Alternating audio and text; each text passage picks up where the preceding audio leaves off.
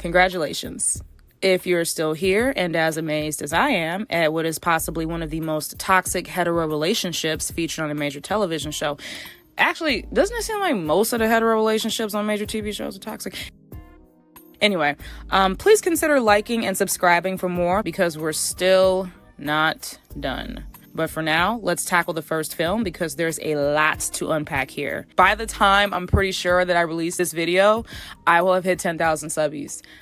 What? Huh? I want to thank everybody that got me to this goal. I promise a giveaway is coming. I have to do something for you all. But 10,000 subbies, couldn't have done it without you. Holy shit. Where's the Tylenol? Okay, let's go.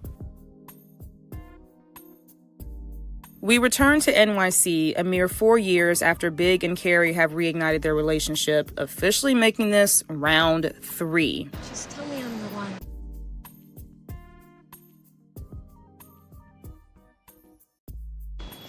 Can't do this. Well, maybe I can't do this anymore. I understand. Carrie, you're the one. They're now looking to merge their lives because they're still living separately after dating on and off for 10 years. Now, there's nothing necessarily wrong with that because, you know, the dynamics in every relationship can be different. But for Big and Carrie, it seems like the dynamic is still the same, in that Carrie is most likely coming to Big's place more often than not. I hate that I don't have a key to your place. You've never spent the night at my place.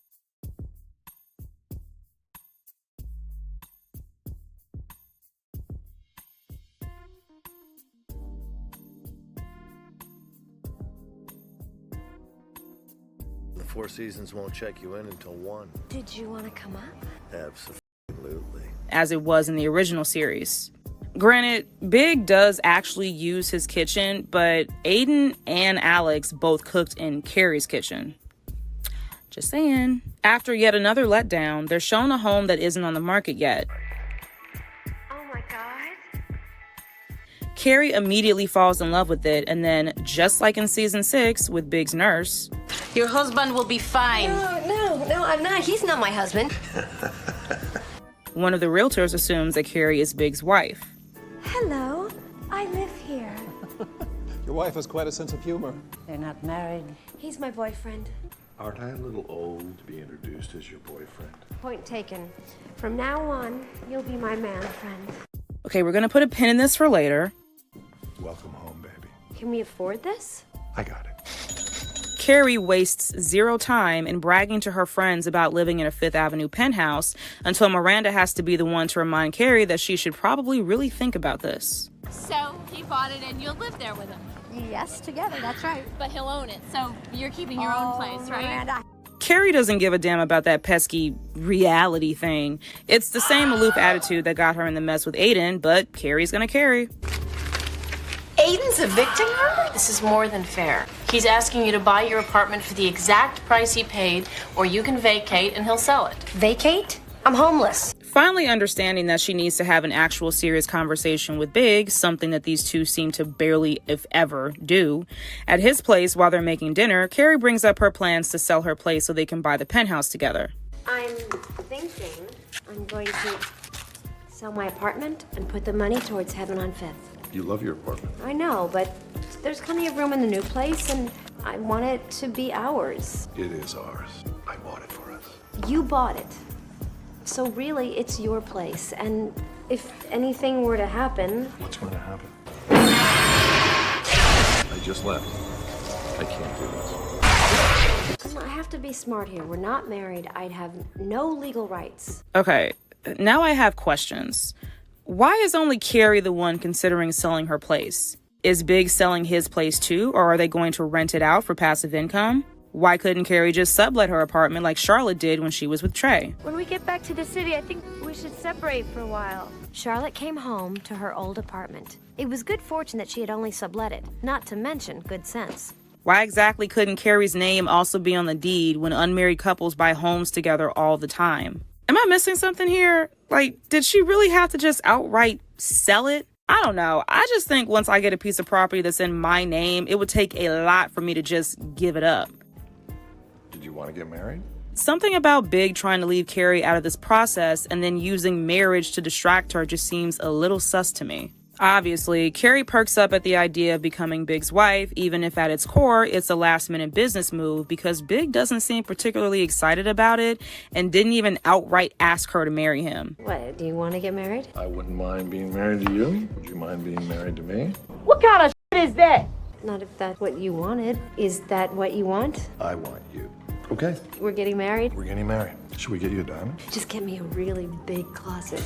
And just like that, Carrie is now a real estate bride. Is this a real estate merger? Am I a real estate bride? She tells the girls at lunch the next day, and Charlotte fangirls out as probably the only Carrie and Big stan of the group. The other night, Big and I were talking about our future, and we decided to get married. Big and I decided to get married. Feels so different this time. What makes you think it's going to be any different this time? Don't you think you should define what you're doing with him? We're just hanging out. It's fun. Have fun, just don't have amnesia. He's been doing this for years, and I'm done with it. Really? Well, that's great. I gotta go. This is my friend, and she just got engaged, and she has been going out with the man for 10 years! Okay. While Carrie is treating the wedding casually at first, The invitation is fancier than the dress. a feature in page 6, Carrie Bradshaw will be married to New York financier John James Preston come fall. Our wedding's on page 6. Who would put that in there? Who would put that in there? and then being the star of a Vogue photo shoot prompts Carrie to treat it more like a fairy tale. It is her first wedding after all. By the way, I absolutely despise how this show, which is supposed to be feminist, keeps reiterating manosphere talking points about how women past a certain age are too old to fall in love, let alone get married. We're calling it The Last Single Girl. I'm hardly the last single girl. No, but 40 is the last age a woman can be photographed in a wedding gown without the unintended Diane Arbus subtext. I thought the issue was great style at every age. Style, yes. Bride, no.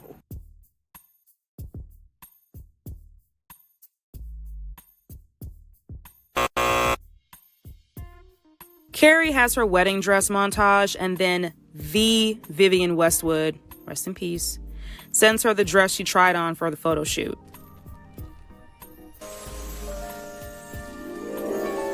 And just like that, Vivienne Westwood kicked my sweet little suit's ass. Yeah, this dress is going to need a bigger audience for sure. However, the mood is ruined when we cut back to Big and Carrie, at his place, of course, probably having their first bit of communication about the wedding since she mentioned it was a blurb in page 6. Big is more concerned with the house that he's buying, so Carrie and her stupid wedding talk doesn't matter to him. Which would make the guest list 201. 200? It went up again? It's the dress. You said 75 people. Big, who has been married before, 2 times I might add, and literally said earlier while they were apartment shopping, Aren't I a little old to be introduced as your boyfriend? is suddenly feeling the pressure and lets Carrie, who has never been married, have it. I don't have time for this. You're not taking it seriously. No, I'm not. It is a circus. 200 people? Page 6? This is my 3rd marriage. How do you think that makes me look? Why can't Carrie ever get what she wants in this relationship? She can't have a nice wedding because of how it makes him feel. I know they're both awful at communicating with each other. Why do we break up? You tell me. How old are you? How old are you? If I make that call, are you going to be there for me? Are we gonna do this really? Carrie, in or out? Why didn't you call? Why didn't you call? You leave tomorrow at 5? How about lunch? I'll come over around 2? I can't believe you're leaving me alone with a horse and buggy. But Big's potential embarrassment of being married twice is not Carrie's problem to deal with, it's his. He clearly has more than enough money for a therapist to help him work through his issues. I didn't know that was even an issue. Why didn't you say anything sooner? You wanted all of this. Well, yeah, but don't you I want... want you. That's what I want. I could have just gone down to City Hall. She's not beautiful, and we don't have a lot in common. All I know is that she's not the right woman for me in the larger sense, so I keep her a secret. So with her tail tucked between her legs, Carrie actually says, I think it's too late for City Hall now. meaning that if it was possible, she was fully prepared to undo everything, return that gorgeous dress from Vivienne f***ing Westwood to sender, shrink the guest list down to just 3 people, her, Big, and Jesus, and also unbook the location just to make him happy. Big is a piece of garbage. They never resolve anything and clearly aren't at least going to couples counseling. So although Carrie is visibly distraught, Big makes it seem like he didn't mean to make her feel that way, although I'm not sure how she was supposed to feel when he's basically telling her that he doesn't think their marriage is worth all of this hoopla. Come here. You're a great man, friend. How? Ignoring this glaring red flag, these 2 miserable mutes proceed to their wedding party where Big makes 0 effort to shut up a belligerent guest that he works with. So I'd like to make a toast to the groom. There's a word he's heard before.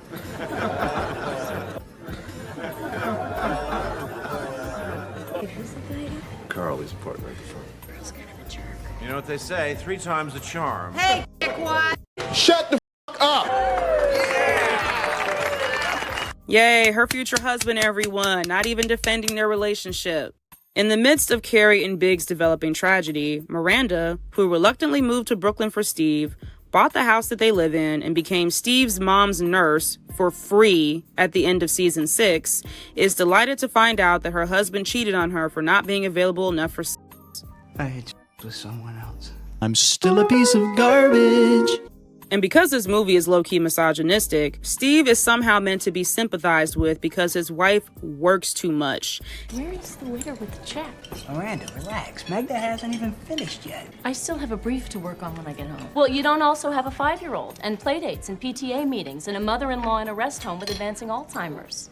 I forgot to wax. I've had other things on my mind. This one's married and she's not growing a national forest. Any thicker and you won't be able to find it. So what? It's my fault? I let this go out of my marriage? I deserve what I got? Thanks for understanding. And has no time for affection, but how the else are they gonna afford everything? I'll go to the bathroom. I'll take him. Thank you, Magda. I'll take him. Thank you, Magda. And look, I know the Steve Crusaders are ready to roast me in the comment section saying, but Steve owns a bar. He's not broke. Yes, but Miranda is very obviously making more than him because she's a lawyer. Her job is way more stable than Steve's most likely fluctuating cash flow. And there is no way that you're going to convince me that his business did not suffer during the pandemonium. Hey, Miranda. You know, the bar's not doing so hot this month. You think I could borrow, How much, Steve? You think I could borrow 20 grand? Steve, again? Miranda sees Steve after the party and is so angry at herself for allowing him to ruin her life that she tells Big, You two are crazy to get married. Marriage ruins everything. And with that frustrated declaration, Big finally has the excuse he needed to not follow through with marrying his on and off girlfriend and backup plan of a decade. Carrie can tell Big is in a bad mood when she sees him. Is everything okay? Yeah, I'm just tired, I guess. Clearly disappointed that she isn't a brunette, he lies about being tired before Carrie has her final single sleepover with the girls.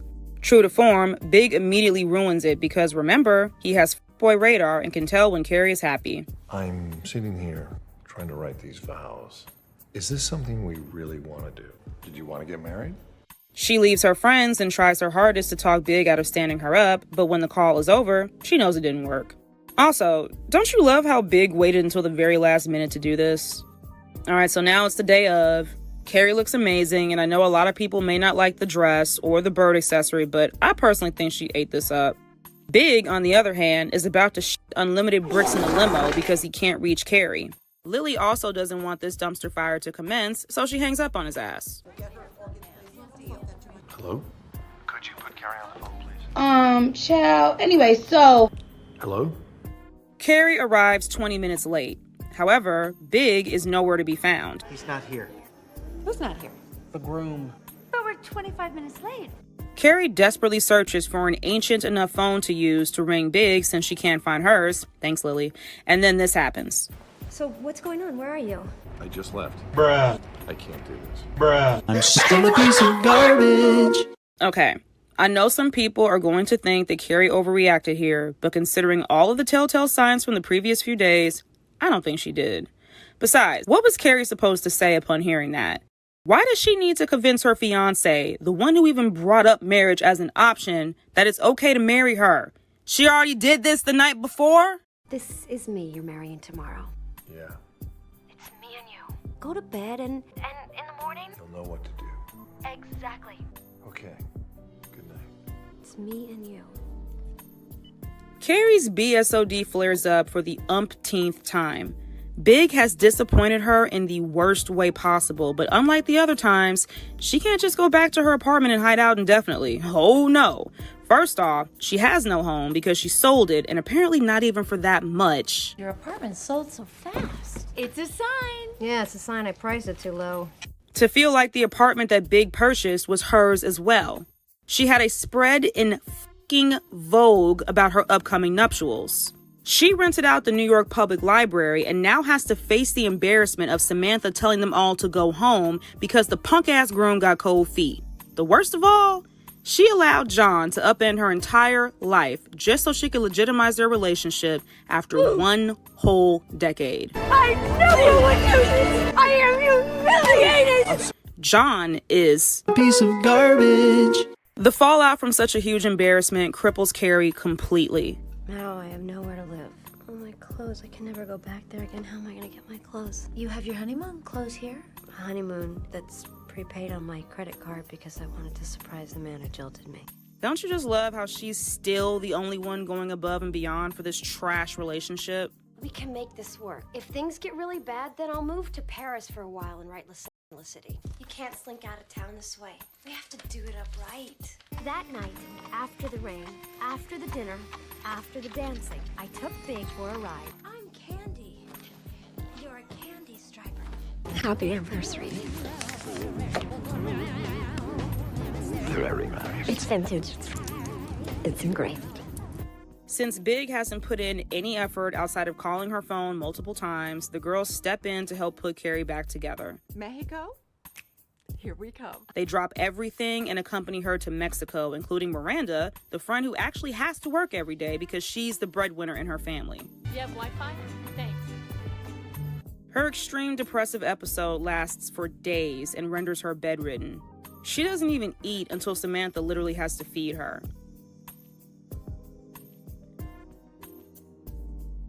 This is sweet, but you know SJP probably snuck this into the script to further stick it to Kim Cattrall. Yeah, that's right. Feed me, bitch. Because women are more reliable than men, it is Miranda and Samantha who helped put Carrie's life back together.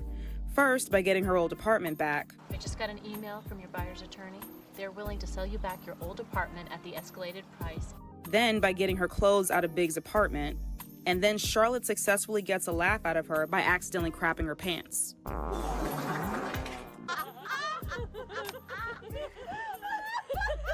Carrie moves back to her apartment and hires a assistant named Louise, played by Jennifer Hudson. True to Big's low-effort bullshit, he's been emailing Carrie nonstop. Delete. Oh, but the universe is not done rubbing their failed nuptials in her face just yet.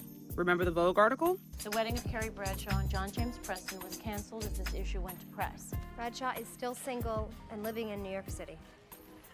Look at tree! Oh, Carrie, I saw you in Vogue. I'm so sorry. Trick or treat! There I was. Carrie Bradshaw, dying of embarrassment. The embarrassment catches up to Carrie so badly that she actually transforms into Big's type. While she and Louise are finally unpacking Carrie's closet, another stab to the heart occurs when her wedding dress accidentally reveals itself. She and Louise get drunk and bond while lamenting their past ancient lovers. We see the girls spending their New Year's Eve in various ways. Nobody is alone, as although Carrie and Miranda are both unpartnered, Carrie ran to Miranda's, even getting on the subway to meet her so they weren't by themselves. Charlotte and Samantha are with their respective loves, and Big is literally by himself, eating a steak. I can kiss these goodbye. and stoically drinking wine in an obvious attempt to speed up his inevitable heart attack, as he is completely alone, having no friends, no family left, and having ruined every single last one of his relationships. It's what she deserves. Carrie is finally starting to return to homeostasis after attending a fashion show and having the Fab Four reunite after Mexico. But she backslides a bit during Valentine's Day after reading the Vogue article. Why? Because she's literally gaslighting herself and blaming the entire failure of their wedding on her and not the emotionally abusive man baby who suggested they get married only to punk out the day of. I deserve what I got, believing that I'm finally getting my happy ending. And Miranda, in that article, I did not say we once. It was from your point of view. Yeah, exactly, my point of view. I let the wedding get bigger than big. I am the reason that he did not get out of the car. Miranda then finally admits something that she was holding in. I said something that I shouldn't have at the rehearsal dinner. After Steve showed up, I was really upset. And I bumped into Big. I said that you two were crazy to get married. Carrie's BSOD returns, this time to rage out on Miranda when her intended target is actually the motherfucker who jilted her.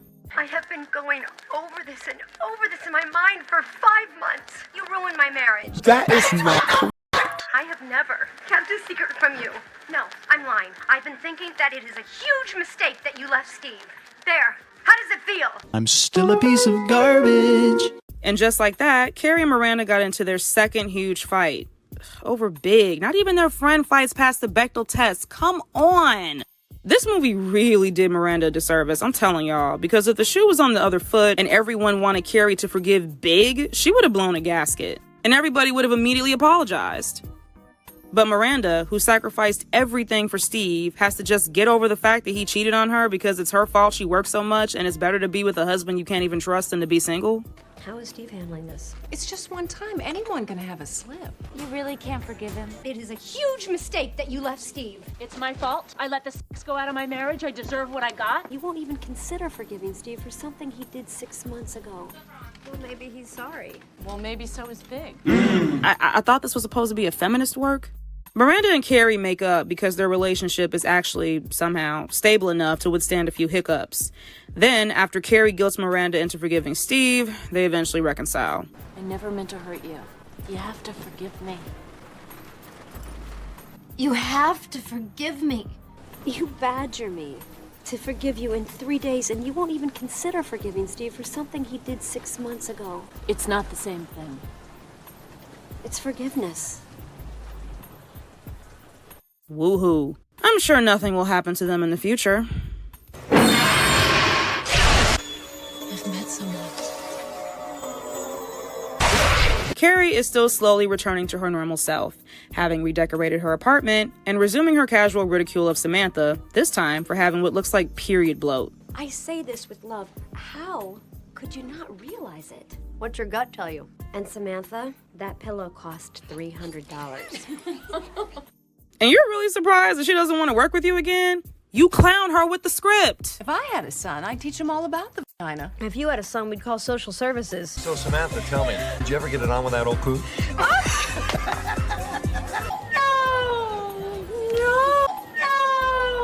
What kind of shit is that? Have you any idea how much perfectly fine semen that is? Samantha, rough estimate?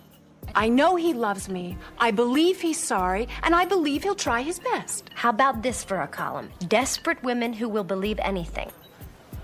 Do you kiss after a blowjob? No, she just signs the delivery slip and sends him on his way. This is Samantha Jones, beekeeper. You look like beef carpaccio. Women shouldn't have to hide in the shadows because they've had cosmetic surgery. Wear a ribbon and make that political statement elsewhere. This is my party and you're scaring people. I've had a chemical peel. And she's not afraid to say it. Can you call me from a cab? I love you, but your face. I wouldn't have gone out in public like this for anyone but you. I know, and I have to live with that. Can you hurry? I told him to come up about half an hour. She figured a box in the hand was better than one in the bush. I'm both of the bush. Oh, to hell with it. That's better. She she just learned the word no. Oh, well, good for her. We're hoping that Samantha learns it one of these days. Terrible twos. Men and women do not embrace in public in the Middle East. No. She's talking to you, sister. Hanji. It means yes. Hanji. And not the best word for her to learn. Condoms! Condoms, yes!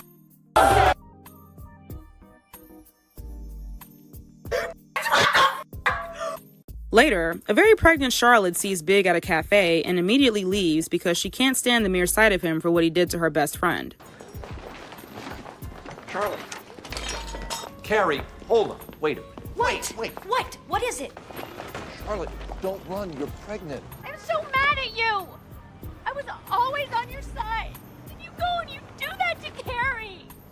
I was supposed to day you were born. Oh, okay, so Lily didn't kill Big, Charlotte did.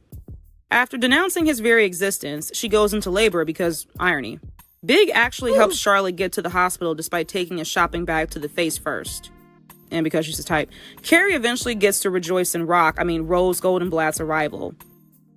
Harry spills to Carrie that Big showed up and then left, despite knowing that she would eventually show up to see the birth of her best friend's daughter. He asked me to ask you to call him.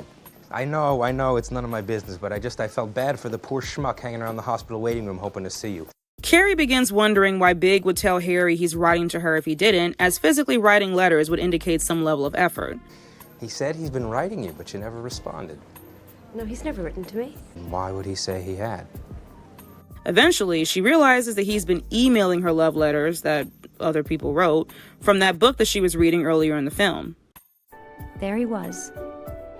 And because Big still didn't have the words, he retyped a love letter from Beethoven and Lord Byron and John Keats and Voltaire. Babe, it's called copy and pasting. It's almost hurtful to me to watch her be so dumb. Her former assistant, having fulfilled her job and returning to St. Louis to marry a man who literally told her this. He said he loved me and all, but he didn't think that I was the one.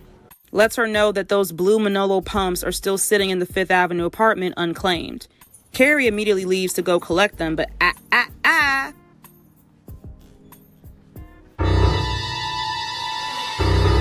It wasn't logic. It was love. Bruh. Okay. You mean to tell me that this man, who you allowed to string you along for years... You'd string me along for 2 years and then you marry some 25-year-old girl after only 5 months? This has to stop. The flirting and the jerking me around. You cannot do this to me again. You cannot jerk me around. Who used you as a side piece while he was dating the woman he eventually married. If you gave me a key, I could wait upstairs next time. A key? What's this? Oh, just a few things you left at my place. You're a half hour late. Your doorman thinks I'm a hooker. I'm out of here. That Japanese businessman thinks I'm a hooker. Who lied to you about why he got divorced. What happened? Alienation of affection followed by divorce. And you don't even give me any details. You don't even tell me why you broke up. I cheated on her. Who flirted with other women in front of you. My New York guy was still seeing other women. Oh, listen, my editor called me today and she's... Excuse me, you can't smoke that in here. You're absolutely positively sure about that? Because I checked the zoning on this particular table. Hey! Who pissed you off so badly that you had to knock him the f*** out. Carrie! Oh, are you all right? No! Who never directly does any nice gestures for you. Great, listen, I just wanted to call and thank you for the flowers. Well, you know, my secretary had it on her calendar, so I Can't believe you actually got out of the car and got balloons. I didn't. Raul did. Have you ever written me a love letter? Does a love fax count? Who literally waited until the last minute before he told you about his plans to move to Paris. I may have to move to Paris. How long have you known about this? It's been in the works for a while. Who literally... Again! Waited until the last minute to tell you he's moving across the country on a different occasion. I'm moving. When? Monday at 5. If I hadn't happened to call tonight, you were just gonna quietly go away without telling me? Who fled from you giving a damn about him when he had heart surgery. Tell him outside a hospital. Hi, can I please be connected to room 817? That patient left the hospital this morning. who played like he wanted a relationship with you once he thought he was about to croak. Seriously, kid, you and me, the early bird special? And then immediately reneged once he felt better. How you feeling? I feel like myself again. Get your motherfucking hand out of my face. Who always managed to reappear to cause you more emotional harm when you were happy without him.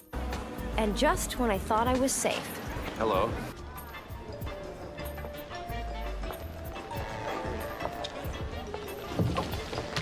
Hello. I'm downstairs. If you don't come down, I'm coming up. And then everything I so firmly believe was promptly blown to pieces.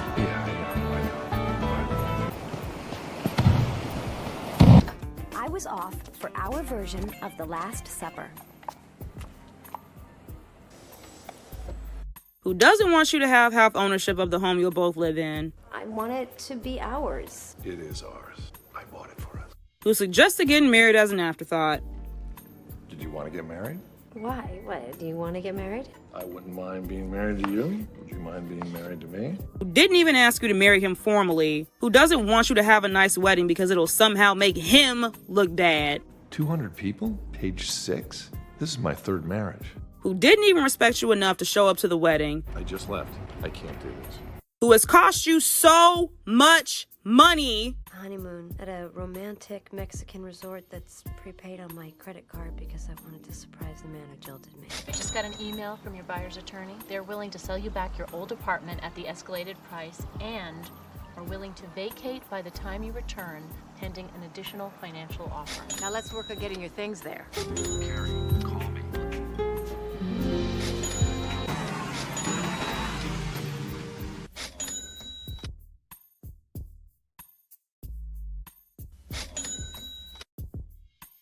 Forced you to hire an assistant to help sell you back into singledom, caused you to change your appearance to avoid public embarrassment, forced your friends to put their lives on the back burner, some of them missing work or having to take work with them in order to preserve your well-being from such a traumatic event. Jared. Smith Jared to the J.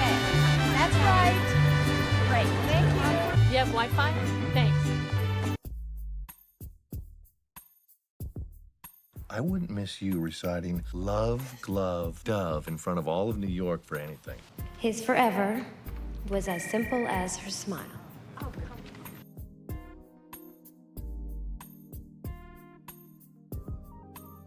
I want you to know my friends better. Okay. You mind if I don't go? Oh, I can't make your party tomorrow. Oh no. I wanted to introduce you to some of my friends. Big's heart was finally open. Excuse me. Big's heart had closed again. And who put in the most minimal, basic effort to get back into contact with you. You mean to tell me you still love him after all of this? All he had to do was show up, hold a pair of shoes that she bought on the last day before the place was sold, and still was able to be forgiven? Y'all, men have it so good, and they still have the nerve to complain. Somehow, Carrie even apologizes to Big for what? I have no idea. Why did we ever decide to get married? I have to be smart here. We're not married. I'd have no legal rights to this home. I guess we were afraid it would mean something if we didn't. That is not correct.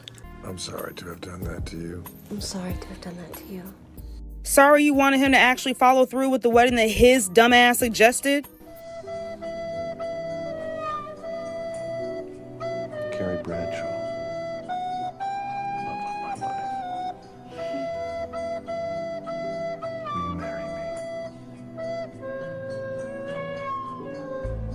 Are you f***ing dumb? Then Big takes the shoes that Carrie bought and proposes to her with them by helping her put one on. Carrie had to put the other one on by herself. That's all the energy Big has for her. Oh, shit. Here we go again. So they get married at City Hall, which is what Big wanted.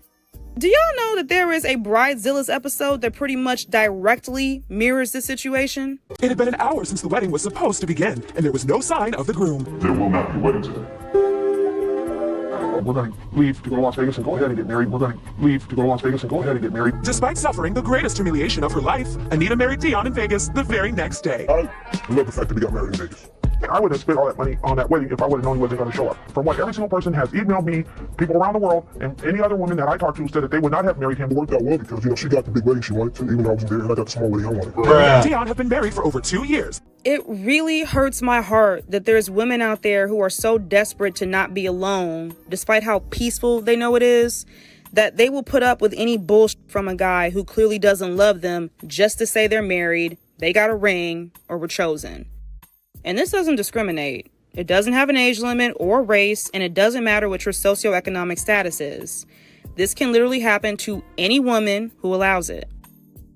Big always gets his way, so Carrie laments her friends not being there since Big wants 0 witnesses of their union, but he surprises her by allowing them to come through afterwards. So you're okay that it was just us? You and me.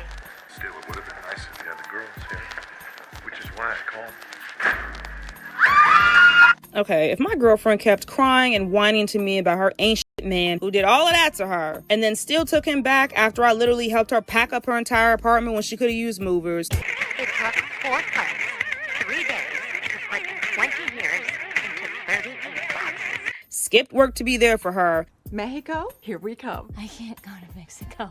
I have a job.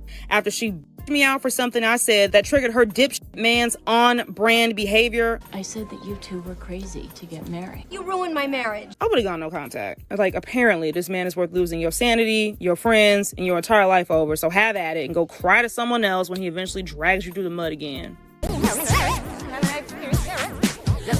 It wasn't a fancy designer reception, just food and friends. As I surveyed the room, I realized it smelled like a cheap date you don't want anyone to meet. Yeah, we know, Carrie. Big doesn't want you to have anything nice. The film ends, and I guess it's supposed to be a happy ending, but anyone with common sense knows it's not, and that this is literally the sunk cost fallacy in action. The next film is up, where we get to see even more reasons why Carrie should have just cut her damn losses being left at the altar.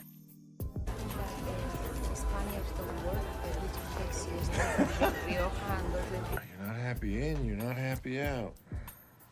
You want your own apartment?